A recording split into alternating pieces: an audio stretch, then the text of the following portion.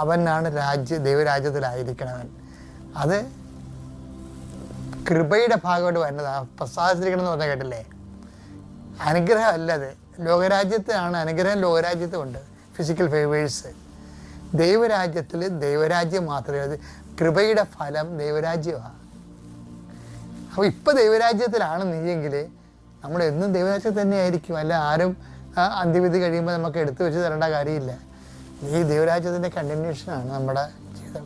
അപ്പോൾ നമ്മളെ സംബന്ധിച്ചിടത്തോളം സ്വർഗം ഗ്യാരണ്ടി ചെയ്തുകൊണ്ട് തന്നെ സ്വർഗസ്ഥമായിട്ട് തന്നെ നമുക്ക് മരിക്കാൻ പറ്റും. സുവിശേഷം നൽകുന്ന സാധ്യതയാണ്.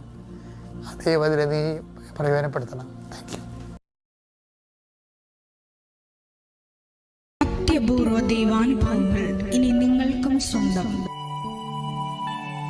ഈ യൂട്യൂബ് ചാനൽ ഇതുവരെ സബ്സ്ക്രൈബ് ചെയ്തിട്ടില്ലെങ്കിൽ ഇപ്പോൾ തന്നെ സബ്സ്ക്രൈബ് ചെയ്യുക. ഈ വീഡിയോ ഇപ്പോൾ തന്നെ നിങ്ങളുടെ സുഹൃത്തുക്കൾ